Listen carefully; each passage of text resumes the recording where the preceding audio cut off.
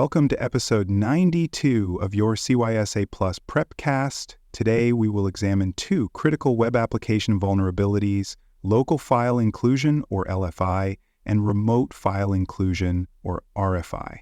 Both are considered serious threats because they enable attackers to read unauthorized files or execute malicious scripts through poorly validated user inputs.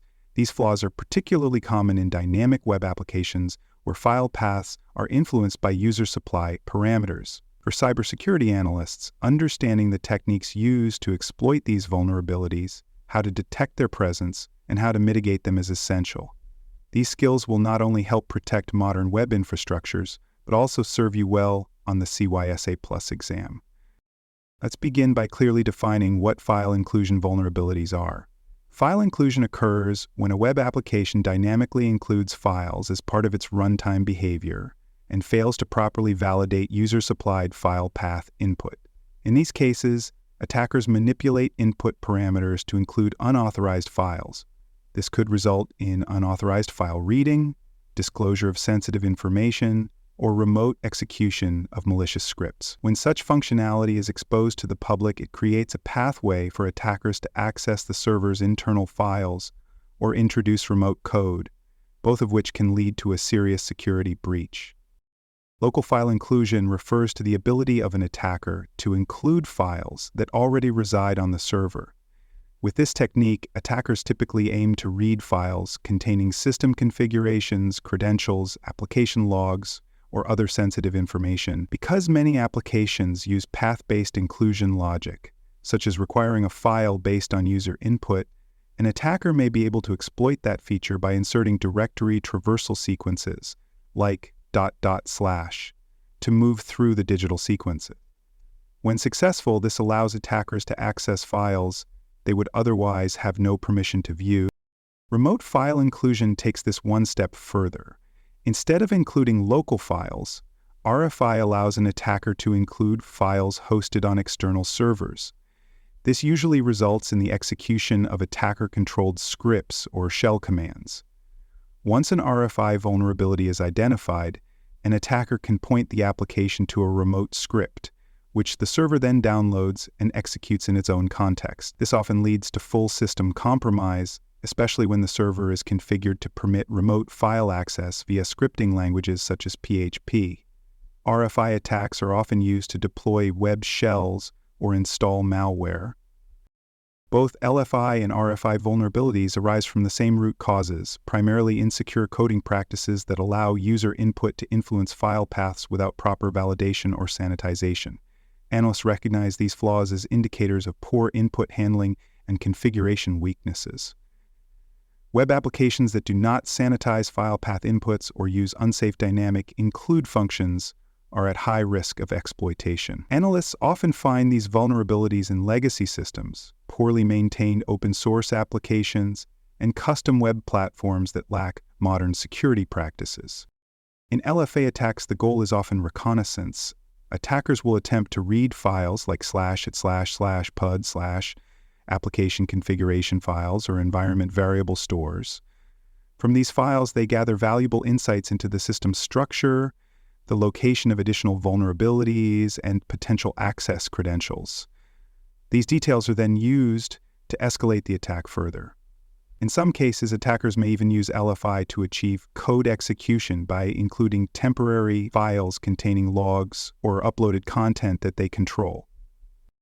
RFI attacks are typically used to achieve remote command execution. Because the attacker controls the content of the remote file, they can embed any malicious code they want. Once the server includes the remote file, the code runs in the server's context. This opens the door to persistent backdoors, data theft, system manipulation, or integration into a larger botnet. Because of the remote nature of the payload, RFI attacks are especially dangerous in cloud environments where attack surfaces may span multiple services or endpoints. To identify LFI and RFI vulnerabilities, analysts use a combination of automated and manual testing methods. Vulnerability scanners such as Burp Suite, OWASP, ZAP, Nikto, and Arachne are commonly used to probe for file inclusion behaviors. These tools inject special characters, directory traversal patterns, and test URLs into file path parameters to observe how the application responds. If the application returns sensitive content or unexpected behavior, it may be vulnerable to LFI or RFI. Analysts examine server responses carefully to confirm whether exploitation is possible.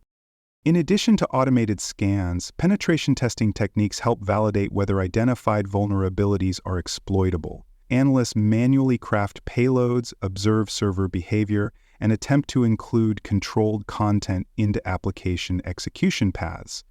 This validation step is critical because not all apparent inclusion vectors are actually exploitable. Analysts must confirm whether code execution is possible, whether access to sensitive files is allowed, and whether environmental protections prevent exploitation. This combination of automated detection and manual validation ensures a comprehensive assessment. Keeping up to date with vulnerability disclosures is essential. Analysts monitor threat intelligence feeds, exploit databases, and OWASP guidance to identify common LFI and RFI attack techniques. Exploitation patterns change over time as new evasion techniques are developed. For instance, attackers may bypass input filters using encoding tricks, null bet injections, or chained directory traversal sequences. Staying informed about these techniques helps analysts adapt their detection and prevention strategies. Effective vulnerability management includes detailed documentation of every LFI and RFI finding. Analysts record the affected parameters, exploit examples, system impact, remediation recommendations, and validation steps. This information is used to prioritize fixes, communicate with development teams, and guide retesting after remediation. Documentation also supports compliance requirements and provides a reference for future security assessments. A clear and thorough record-keeping process ensures accountability and improves organizational readiness. For more cyber-related content and books, please check out cyberauthor.me. Also, there are more security courses on cybersecurity and more at baremetalcyber.com. Preventing local file inclusion and remote file inclusion vulnerabilities starts with adopting secure development practices. Analysts collaborate with development teams to ensure that all user supply input influencing file paths is rigorously validated and sanitized. This involves rejecting unexpected characters, stripping out path traversal sequences, and normalizing input to a secure base directory. Applications must not allow user-controlled variables to directly define file includes unless they are subject to strict security controls. Using secure file handling functions that do not support dynamic includes further reduces the risk. A common and highly effective mitigation strategy is the use of allowlists for file path parameters. Instead of allowing arbitrary user input to dictate which files are accessed or included, analysts configure the application to only accept predefined file names or identifiers. Each of these identifiers maps to a known safe file, and any attempt to access an undefined or disallowed file results in an error. This method restricts access to only necessary files and prevents unauthorized access to sensitive system or application data. Another critical control is the validation of input parameters associated with file operations. Analysts enforce rejection of inputs containing .. traversal sequences, encoded traversal characters, null bytes, or complete URLs. These patterns are strongly associated with file inclusion attacks. Input validation functions must operate before the input is used in any file operation, and any parameter influencing execution flow should be treated as untrusted by default. Analysts also validate that input cannot be manipulated through secondary means such as cookies, headers, or indirect variables. Web application firewalls play a significant role in detecting and stopping file inclusion attempts. Analysts configure WAFs with rules that inspect incoming requests for known attack patterns, including traversal payloads and remote file inclusion markers. When properly configured, WAFs can block requests containing suspicious patterns before they reach the application layer. WAF logs also provide valuable insight into attempted attacks, enabling analysts to identify high-frequency targets, attacker behaviors, and emerging exploitation trends across monitored environments.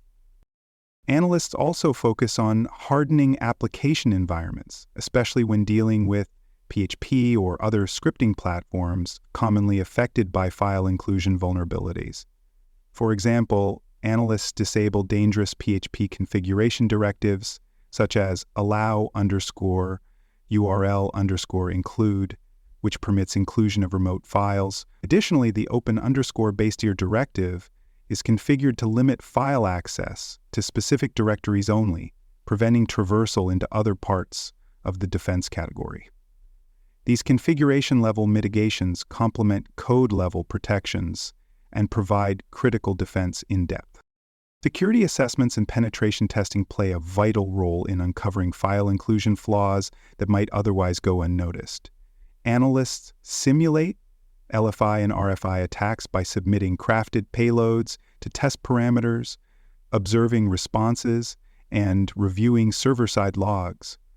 This testing is performed during application development, as well as in production environments to ensure coverage. Analysts follow structured test plans that target common inclusion patterns, directory enumeration, remote URL fetching, and error handling behaviors to reveal potential vulnerabilities.